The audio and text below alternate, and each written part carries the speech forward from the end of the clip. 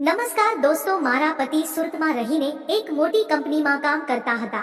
પતિને ઘરથી ગયાને ઘણા મહિનાઓ થઈ ગયા હતા. મને મારા પતિની યાદ આવી રહી હતી. પતિના ગયા પછી મને સુખ નહોતું મળી રહ્યું. હું કિચનમાં ખાવાનું બનાવી રહી હતી ત્યારે પતિના વિશે વિચારતા શાક બળી ગયું હતું. મારી સાસુ બોલી, "વહુ તો વિચારોમાં ગળા ડૂબી લાગી રહી છે. જો શાક બળી ગયું, મને રોટલી બળી ગયાની વાસ આવી રહી હતી." સાસુનો અવાજ સાંભળીને મારું સપનું તૂટી ગયું હતું. હું જ્યારે રોટલો બનાવી રહી હતી ત્યારે રોટલો પણ બળી ગયો. ત્યારે મારી સાસુ બોલી, "વહુ, આજે તારે મહેશ સાથે ખેતરમાં કામ કરવા જવાનું છે." મેં કહ્યું, "ઠીક હે." મહેશ મારા પતિના મોટા ભાઈ એટલે કે મારા જેઠ છે. ખેતર અમારા ઘરથી થોડું દૂર હતું. ત્યાં કશું કામ નથી. મારે ખેતર ગયાને 3 મહિના થઈ ગયા હતા. મારા જેઠ હંમેશા મને કહેતા કે, "વહુ, તું સાવિત્રી ગઈ છે. આ વાતની મને ખબર છે અને તને ઊંઘ એને ખાવાનું મન થતું નથી. તને તારા પતિની યાદ આવે છે, પરંતુ તું પોતાને એકલી ક્યારેય ન સમજતી.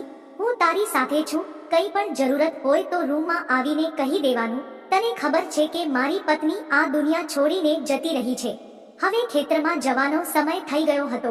મારે મારા જેઠ સાથે ખેતરમાં કામ કરવા માટે જવું પડ્યું. જેથી પોતાના મેં પાકીટમાં 300 રૂપિયા રાખી લીધા અને બપોરનું ભોજન બાંધી દીધું હતું. મને ખબર હતી કે સાંજ થઈ જશે. જેઠજી મને હજી નજારાથી જોયા કરતા હતા.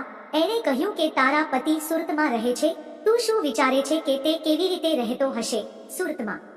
એવું છે કે ત્યાં કે 500 રૂપિયા આપવાથી કોઈ પણ મળી જાય છે. કોઈ પણ પુરુષ પત્ની વગર 30 દિવસ ના રહી શકે. 10 મહિના તો બહુ મોટી વાત છે. જો તેને ન મળતું હોત તો તારી પાસે જરૂર આવી જાત." હું મારા પતિની જરૂરત પૂરી કરવા આ બધું વિચારતી રહી હતી. તેને ગયે છે મહિના થઈ ગયા છે.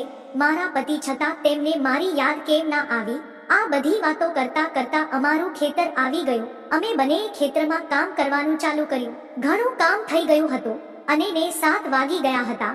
હવે અમારે 3 થી 4 કલાક ખાલી બેસવાનું હતું. હવે મારી કહાની શરૂ થાય છે. મારા જેઠ બોલ્યા, "વહુ, તારે સાસરિયામાં આવ્યા એને કેટલા વર્ષો થઈ ગયા છે. અહીંયા આવીને તે તારા પતિ સાથે મજેથી સમય પણ વિતાવ્યો નથી. મારી પત્ની ગઈ પછી મને સૂનું સૂનું લાગે છે. શું કરવું? મારાથી હવે આ સહન નથી થતું." તે મારી સામે પ્રેમ ભરી નજરોથી જોઈ રહ્યો હતો.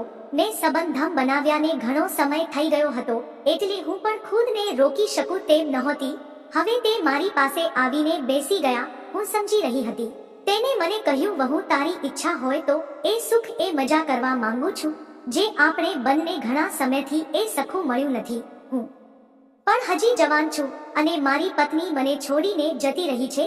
જો તને ગમે તો આપણે આ સમયને યાદગાર બનાવી દઈએ." હું આવું કરવા નહોતી માંગતી, પણ મહેશની ઠંડી વાતો એ મને ગરમ કરી દીધી હતી. મેં શરમાતા સહમતીમાં માથું હલાવ્યું. હા પાડતા મહેશે મને બાહોમાં લઈ લીધી અને મારી સાથે ઘણા વર્ષો પછી એ સખુની પળો મહેશ પાસેથી મળી હતી. મિત્રો, વિડીયો પસંદ આવ્યો હોય તો વિડીયોને લાઈક કરી ચેનલને સબસ્ક્રાઇબ જરૂર કરશો. ફરી મળીશું એક નવા વિડીયોમાં. ત્યાં સુધી આવજો.